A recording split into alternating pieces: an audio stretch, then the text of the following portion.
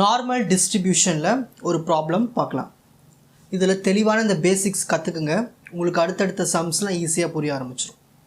X is a normal variate with mean value 30 and standard deviation 5. So X வந்து ஒரு normal வேரியபிள்னு சொல்லிட்டாங்க. அப்போனா இது நார்மல் டிஸ்ட்ரிபியூஷன் அர்த்தம். அதில் மீனோடைய வேல்யூ வந்து 30. மீன் என்னதுன்னா அதுக்கான சிம்பிள் வந்து மியூ. எப்பயுமே வந்து மீனுக்கு வந்து நம்ம மியூன்னு எடுத்துப்போம். So mu equal to 30 and எஸ்டினா ஸ்டாண்டர்ட் டீவியேஷன். ஸோ ஸ்டாண்டர்ட் டீவியேஷனுக்கு சிம்பிள் வந்து சிக்மா. இந்த மாதிரி சிக்மா சிம்பிள் தரும். அதோட வேல்யூ வந்து 5 கொடுத்துட்டாங்க. ஃபைண்ட் த ப்ராபபிலிட்டிஸ் தட் இந்த மாதிரி உங்களுக்கு 3 டிஸ்ட்ரிபியூஷன் கொடுத்துருக்காங்க. ப்ராபபிலிட்டி கண்டுபிடிக்கிறதுக்கு இந்த இன்டர்வலை யூஸ் பண்ணி ஒவ்வொன்றுத்துக்கும் நம்ம ப்ராபபிலிட்டி கண்டுபிடிக்கணும். ஸோ இதில் ஃபஸ்ட்டு சம் சால்வ் பண்ணலாம். 26 less than or equal to x less than or equal to 40. So இந்த மாதிரி உங்களுக்கு இதில் டைப் 1 தான் இது. நான் உங்களுக்கு இந்த சம் ஏன் கொடுத்தேன்னா இதில் எல்லா டைப்புமே அடங்கிட்டோம். அதனால் நல்லா புரிஞ்சுக்குங்க இந்த வீடியோவில். So 26 less than or equal to x less than or equal to 40 இது கொடுத்துட்டாங்க. நம்ம என்ன பண்ணணும்னா இந்த 26க்கு என்ன இசட் வேல்யூ கண்டுபிடிக்கணும், இந்த 40க்கு என்ன இசட் வேல்யூன்னு கண்டுபிடிக்கணும். கண்டுபிடிச்சிட்டு அப்புறமா தான் நம்ம ப்ராபபிலிட்டி கண்டுபிடிக்க முடியும். So first x equal to 26 இந்த ஃபஸ்ட்டு வேல்யூ இருக்குல்ல 26, அதை நான் எக்ஸ் ஈக்குவல் டு 26ன்னு எடுத்துக்கிறேன். இசட் கண்டுபிடிக்கிறதுக்கு ஒரு ஃபார்முலா இருக்குது. இசட் ஈக்குவல் டு மீன், அதாவது z equal to x minus mu by sigma. இதுதான் அந்த formula, x minus mu by sigma. So z equal to x என்ன எடுத்துக்கிட்டோம் 26 மைனஸ் மியூ. மியூன்னு என்னது மீன் வேல்யூ, கொஷின்லேயே கொடுத்துட்ருப்பாங்க 30, அதை எடுத்து இங்கே சப்ஸ்டிட் பண்ணிக்கணும். பை சிக்மான்னு என்னது ஸ்டாண்டர்ட் டீவியேஷன். ஸோ இங்கே கொஷின்லேயே கொடுத்துருக்காங்க 5, எடுத்து சப்ஸ்டிட் பண்ணணும். 26ல் 30 போயிடுச்சுன்னா -4 பை 5. இதை டிவைட் பண்ணோன்னா நம்மளுக்கு -0.8 கிடச்சிரும். கேல்சிலே போட்டிங்கன்னா உங்களுக்கு வந்துடும். ஸோ ஃபஸ்ட்டு இசட் வேல்யூ கண்டுபிடிச்சாச்சு. இப்போ அடுத்தது இந்த 40க்கு இசட் வேல்யூ கண்டுபிடிக்கணும். So x equal to 40. So z value கண்டுபிடிக்க என்ன formula, z equal to x minus mu by sigma. Z equal to x இப்போ என்ன எடுத்துக்கிட்டோம் 40 மைனஸ் மியூ. மியூனானது மீன். மீன் என்ன கொடுத்துருக்காங்க 30 பை சிக்மா. சிக்மா என்னது ஸ்டாண்டர்ட் டீவியேஷன். அது எவ்வளோ இருக்குது 5. ஸோ 40ல் 30 போச்சுன்னா +10 by 5. 5 1s are 5, 5 2s are 10. So z equal to 2. அப்போது கொடுத்துருக்கிற நம்பர்ஸ்க்கு நம்ம புதுசாக இசட் வேல்யூ கண்டுபிடிச்சாச்சு. தேர்ஃபோர் ப்ராபபிலிட்டி ஆஃப் இந்த 26க்கு என்ன கண்டுபிடிச்சிருக்கோம் இசட் வேல்யூ -0.8ன்னு எழுதணும். ஸோ இந்த 26ஐ தூக்கிட்டு -0.8ன்னு எழுதணும். லெஸ் தான் ஈக்குவல் டு இந்த எக்ஸுக்கு பதிலாக இசட்னு எழுதணும். ஏன்னா நம்ம எக்ஸை வந்து இசட்டாக மாற்றியாச்சு. நெக்ஸ்ட் லெஸ் தான் ஈக்குவல் டு இந்த 40க்கு என்ன கண்டுபிடிச்சிருக்கோம் இசட்டு 2, அந்த 2 எடுத்து இங்கே சப்ஸ்டிட் பண்ணிக்கணும். இப்போது இதுக்கு நம்ம ப்ராபபிலிட்டி கண்டுபிடிக்கணும். ஓகேங்களா? ஸோ இது எப்படி கண்டுபிடிக்கலான்னு பாருங்கள். ஸோ ஃபஸ்ட்டு எப்பயுமே நம்மளுக்கு வந்து இந்த லிமிட் இருக்குங்க இல்லையா, இங்கே -0.8 இருக்குது, 2 இருக்குது. நம்ம நம்பர் லைனில் கூட போடுவோம். எப்பயுமே 2 பாசிட்டிவ் நம்பர் 2 எங்கே வரும், 0க்கு அப்புறமா தான் 2 வரும். கரெக்டுங்களா? -0.8 எங்கே வரும், 0க்கு லெஃப்ட் சைடில் தான் வரும். அப்போ இந்த மாதிரி நம்ம 2 லிமிட்டாக பிரிக்க போகிறோம். ஒரே இன்டர்வலை நான் 2ஆக பிரிக்க போகிறேன். இந்த மாதிரி 2ஆக பிரிச்சிடுறேன். ஓகேங்களா? ஸோ ஃபஸ்ட்டு என்ன வரும் அப்போது -0.8லேருந்து 0, -0.8லேருந்து 0. அடுத்த இன்டர்வல் என்ன வரும் 0லேருந்து 2.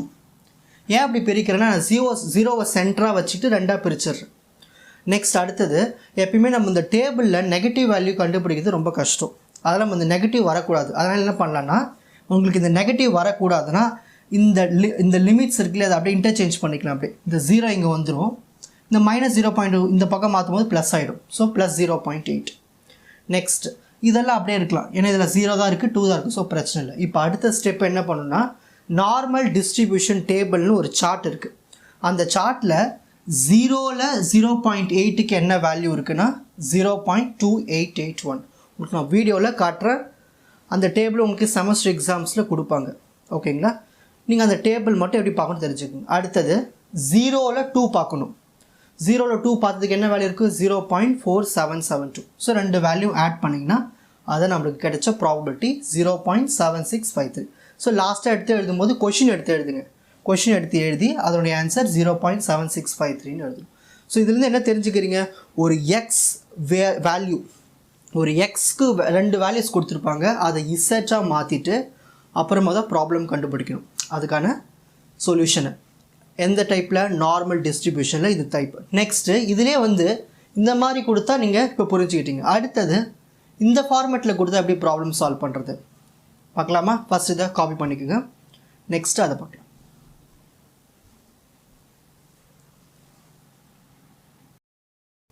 Next second subdivision, x greater than or equal to 45ன்னு கொடுத்துருக்காங்க.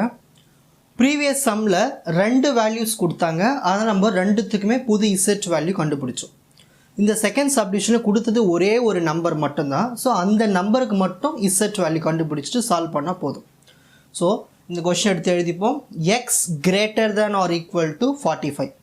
இதில் இருக்கிறது ஒரே ஒரு எக்ஸ் வேல்யூ மட்டும்தான். ஸோ எக்ஸ் ஈக்குவல் டு 45 எடுத்துக்கிறோம். இந்த எக்ஸுக்கு புது இசட் வேல்யூ கண்டுபிடிக்க போகிறோம். அதுக்கு என்ன formula, z equal to x minus mean by standard deviation. So x minus mu by sigma. So z equal to x என்ன எடுத்துட்டோம் 45 மைனஸ் மியூ என்ன எடுத்துக்கணும், மியூ என்னது மீன் 30 பை சிக்மா என்ன எடுத்துக்கணும், ஸ்டாண்டர்ட் டீவியேஷன் 5. 45ல் 30 போயிடுச்சுன்னா 15 by 5. 5 1s are 5 3s are 15. So z equal to 3. அப்போது 45ன்னு ஒரு எக்ஸ் வேல்யூவை நம்ம இசட்டாக மாற்றியாச்சு. இப்போ நம்ம ப்ராபபிலிட்டி கண்டுபிடிக்கலாம். ஸோ ப்ராபபிலிட்டி ஆஃப், இப்போ எக்ஸ் இருக்குது, எக்ஸுக்கு பதில் நம்ம என்ன பண்ணணும், இசட்னு மாற்றிடணும். Greater than or equal to 45க்கு பதில் என்ன மாற்றிடணும், 3ன்னு மாற்றிடணும்.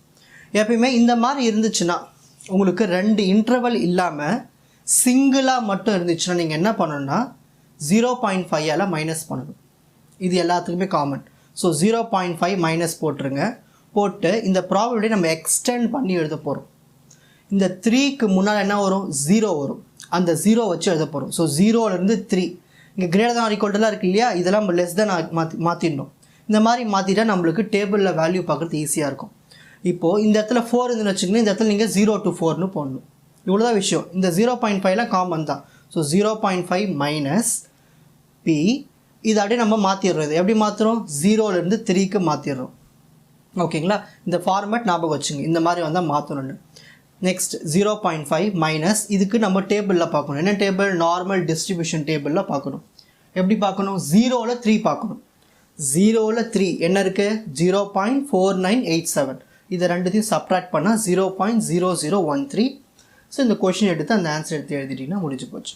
ஸோ இதுலேருந்து நீங்கள் என்ன தெரிஞ்சுக்கிறீங்க புதுசாக, இந்த மாதிரி வந்துச்சுன்னா 0.5ஆல் மைனஸ் பண்ணணும். அப்புறமா இங்கே என்ன நம்பர் இருக்கோ அந்த நம்பருக்கு முன்னாடி 0 போட்டுக்கணும். போட்டு அப்புறமா டேபிள் வேல்யூ கண்டுபிடிச்சோன்னா நம்மளுக்கு ப்ராபபிலிட்டி வேல்யூ ஈஸியாக கிடச்சிடும். இப்போது இதை ஸ்க்ரீன்ஷாட் எடுத்துக்கோங்க. நெக்ஸ்ட்டு தேர்டு சப்டிவிஷன் பார்க்கலாம்.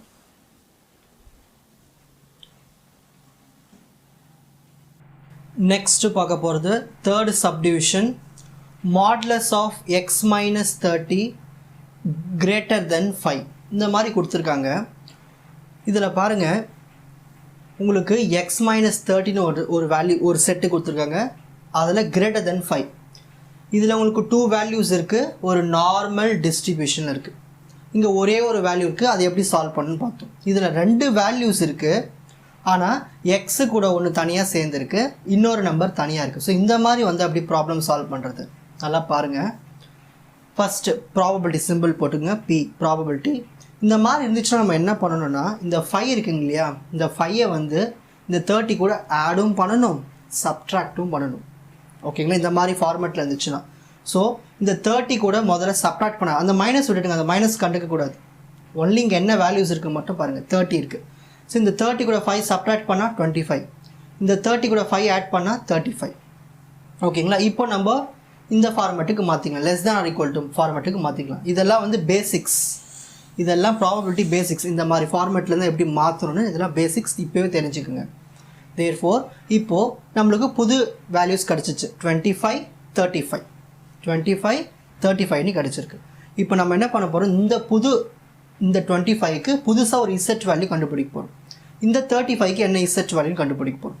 So first x equal to 25. ஒரு இசட் வேல்யூ கண்டுபிடிக்கிறதுக்கு ஃபார்முலா என்ன, x minus mu by sigma. So z equal to x என்ன இருக்குது 25 மைனஸ் மியூ என்ன இருக்குது 30 பை சிக்மா என்ன இருக்குது 5. ஸோ 25 30 போயிடுச்சுன்னா minus 5 by 5 cancel. So minus 1. Next அடுத்தது இந்த 35க்கு இசட் வேல்யூ கண்டுபிடிக்கணும். So x equal to 35 z equal to x minus mu by sigma தான் நம்மளுக்கு formula. So z equal to எக்ஸுக்கு என்ன இருக்குது இப்போது 35 மைனஸ் மியூ என்ன இருக்குது 30 சிக்மா என்ன இருக்குது 5. 35ல் 30 போயிடுச்சுன்னா 5 by 5 cancel. So z equal to 1. So நம்மளுக்கு புது 2 இசட் வேல்யூ கிடச்சிருக்கு. இதை எடுத்துகிட்டு போய் இப்போ நம்ம ஃபார்மேட்டை மாற்ற போகிறோம். ஸோ ப்ராபபிலிட்டி இந்த 25க்கு பதிலாக -1 சப்ஸ்டியூட் பண்ணிக்கணும். லெஸ் ஆர் ஈக்குவல் டு இந்த எக்ஸுக்கு பதிலாக இசட் போடணும். லெஸ் ஆர் ஈக்குவல் டு இந்த 35க்கு பதிலாக 1 போடணும். நெக்ஸ்ட்டு இப்போ இன்னொரு பேசிக் சொல்லித்தரேன் பாருங்கள்.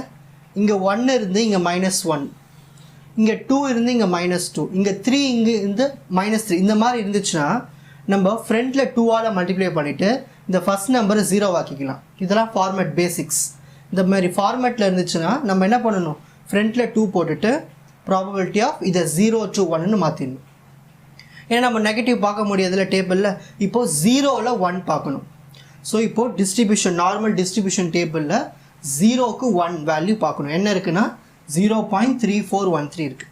இது ரெண்டுத்தையும் மல்டிப்ளை பண்ணுங்கள் கேல்குலேட்டரில், உங்களுக்கு 0.6826 கிடைக்கும். இப்போது ப்ராப்ளம் இதோட முடியல.